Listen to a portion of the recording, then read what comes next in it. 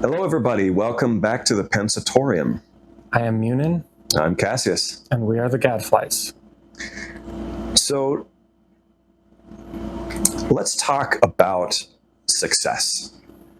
More particularly about common notions about success. I mean, what do you see the culture being like when it comes to people who are striving for success or talking about success?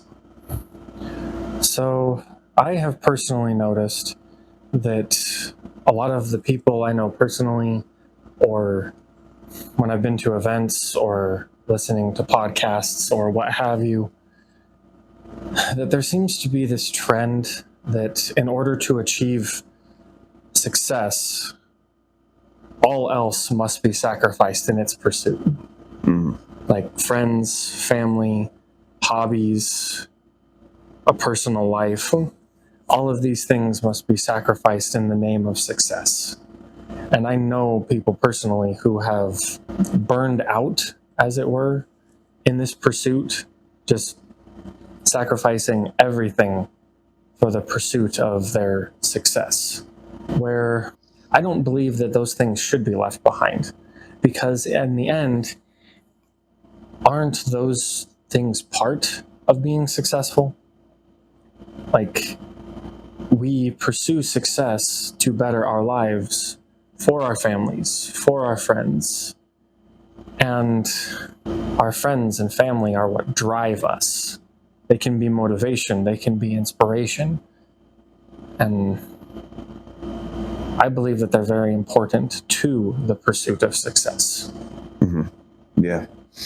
And I also believe that, and I know quite a few people that agree with me, that, success is not universal by any means. Can you explain that a little bit? Well, what you would qualify or aspire to be as successful is not necessarily what I would aspire to be and consider myself successful. Right. And absolutely agree. So with success being so contextual and almost tailored to the individual, no two people can find success by following the exact same blueprint. Like, for example, one individual might consider success having material wealth, having money, fancy cars, a nice house. That might be what one person considers success. Another might just consider it a simple life in the suburbs with the wife and kids. Or another person just might consider success just succeeding to make it through another month in the state they're currently in. Yeah. I think the people who are like all gung-ho about becoming your ultimate self and achieving that kind of success, I think that idea is a disappointing one to that mindset.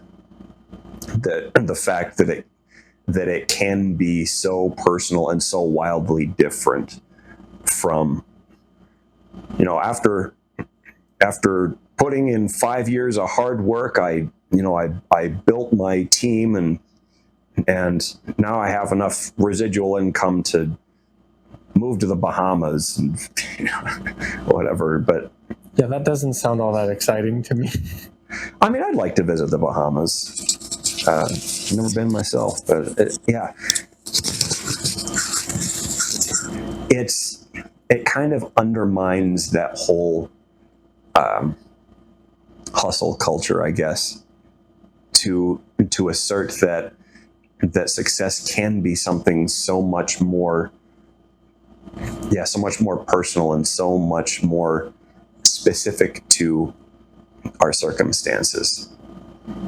Because the way I see it, it all boils down to what it is that we value most. And success is simply achieving that. Mm-hmm. It can be anything from a personal goal to a dream house to moving to a country you've always wanted to live in,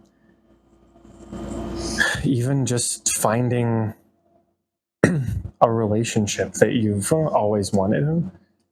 Each and every one of those things can be counted as either an individual success or, depending on what you want out of life, just an overall success. Mm-hmm. Why do you think it is that financial success in particular came to kind of dominate the pop culture narrative on that? I'm not sure as to the actual reason, but I know that a lot of the reason people pursue financial success is security. Because having financial wealth, I mean, it's been psychologically proven that people sleep better at night, knowing that they have an emergency fund, or knowing that they have one of the many tools you can have working to provide for them during their retirement, if that's something they aspire to. Again, someone could view a successful retirement in their 50s as a successful life, Mm-hmm. whereas another person might, I mean, there's a gentleman I know that he's in his late 80s and he still works every day at the appliance business that he owns up north, and he can still run circles around some of the younger guys. So he sees retirement as surrender. So for another person, they might see a successful retirement as a goal achieved, but to him, it's throwing the towel in, it's giving up. And he wants to continue to work as long as his body will let him. Mm-hmm. So there are really only three main reasons that people want money, and that is security, power, or just not wanting to have to stress about money. Most of the people I know that strive for financial success were not born into financially successful homes, myself included. And one thing that I have heard a lot from different gurus and figureheads and things like that is that the kind of lifestyle and mindset that it takes to be successful does not come from being in comfortable circumstances. And so a person who grows up in a comfortable home, whose family, even if they're not rich, they still have plenty of whatever they need, pretty much. That kind of comfort, according to most of the speakers and teachers out there, is not going to turn you into the kind of person who can become financially successful in that way.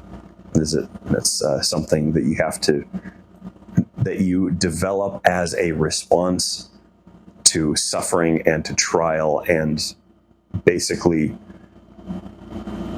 working on different aspects of your own soul and your own mind that are unearthed or exposed by the hard times. Ones that a person is just not going to have the motivation to do if things are comfy. It goes back to the age-old example of how diamonds are created, or how blacksmiths forge steel. It isn't a comfortable process for the object in question, being pounded and then heated and then folded and then melted and then refolded, or being put under such intense pressure that your physical form literally changes from a common lump of black coal to one of the most sought after gems in human history. Gadfly moment. Most of the diamonds in the world are owned by the De Beers Corporation, the CEO of whom back in 1997 said, quote, "Diamonds are intrinsically worthless."